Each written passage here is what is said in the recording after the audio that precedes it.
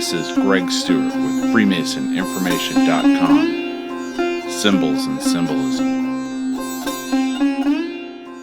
In Hoc Signo Vinces. Albert Mackey, in his Encyclopedia of Freemasonry, says of In Hoc Signo Vinces, on the grand standard of a commandery of Knights Templars, these words are inscribed over a blood-red passion cross, and they constitute, in part, the motto of the American branch of the order.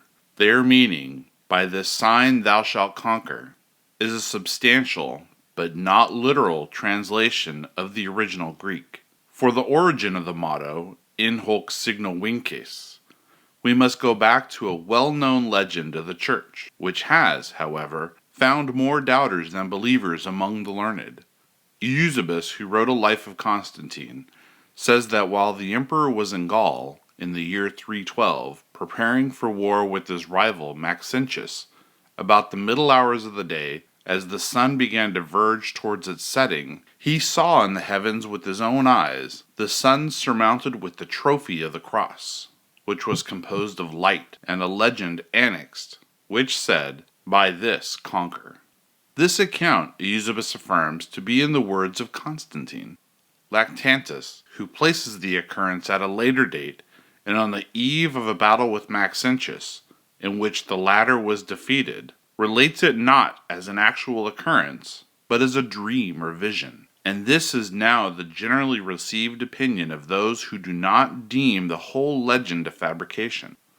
On the next day, Constantine had an image of the cross made into a banner, which he ever afterward used as the imperial standard. Eusebius describes it very fully.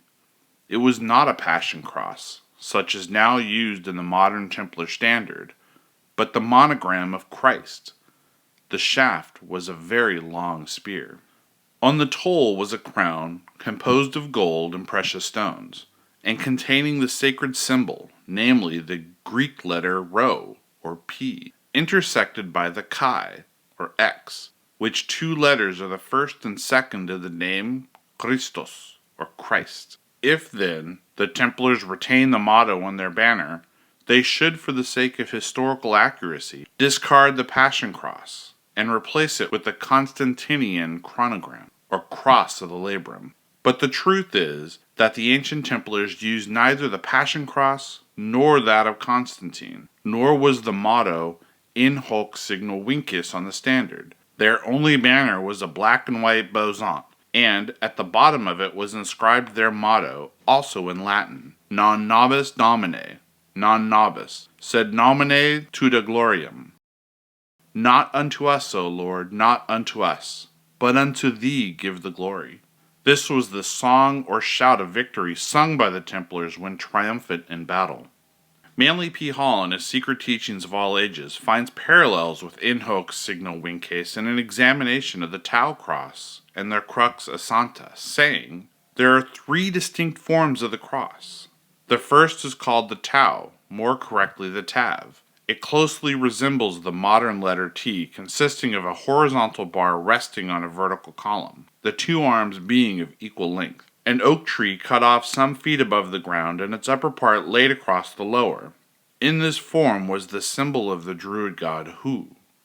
It is suspected that this symbol originated among the Egyptians, from the spread of the horns of a bull or ram, in Taurus or Aries, and the vertical line of its face. This is sometimes designated as the hammer cross, because, if held by its vertical base, it is not unlike a mallet or gavel.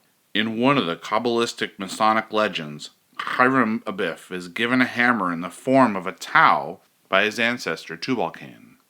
The Tau Cross is preserved to modern Masonry under the symbol of the T-square.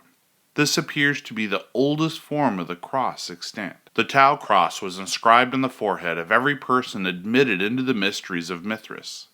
When a king was initiated into the Egyptian mysteries, the Tau was placed against his lips. It was tattooed upon the bodies of the candidates in some of the American Indian mysteries. To the Kabbalists, the Tau stood for heaven in the Pythagorean tetracts. The Cicadus of Hermes was an outgrowth of the Tau Cross. The second type was that of a T or Tau cross surmounted by a circle.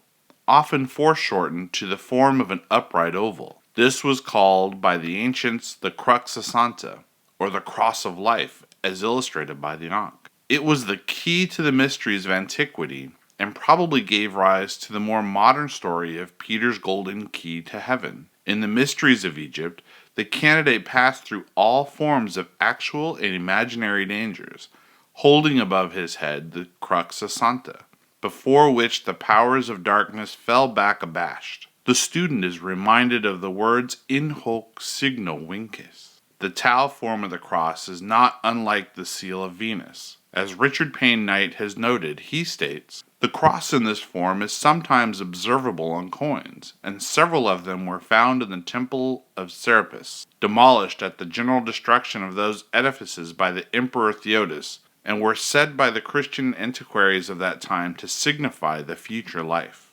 Augustus Le Plongeon, in his Sacred Mysteries among the Mayas in Quinches, notes that the crux santa, which he calls the key to the Nile and the symbol of symbols, either in its complete form or as a simple Tao, was to be seen adorning the breasts of statues and bas-reliefs at Planique, Copan, and throughout Central America. He notes that it was always associated with water, that among the Babylonians it was the emblem of the water gods, among the Scandinavians of heaven and immortality, and among the Mayas of rejuvenation and freedom from physical suffering. The third form of the cross is the familiar Roman or Greek type, which is closely associated with the crucifixion of Jesus Christ. Although it is improbable that the cross used resembled its more familiar modern form. There are unlimited subvarieties of crosses, differing in the relative proportions of the vertical and horizontal section. Among the secret orders of different generations, we find compounded crosses such as the triple Tau in the Royal Arch of Freemasonry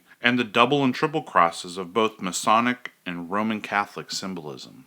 To the Christian, the cross has a twofold significance. First, it is the symbol of the death of his Redeemer, through whose martyrdom he feels that he partakes of the glory of God. Secondly, it is the symbol of humility, patience, and the burden of life. It is interesting that the cross should be both a symbol of life and a symbol of death. Many nations deeply considered the astronomical aspects of religion, and it is probable that the Persians, Greeks, and Hindus looked upon the cross as a symbol of the equinoxes and solstices, in the belief that at certain seasons of the year the sun was symbolically crucified upon these imaginary celestial angles.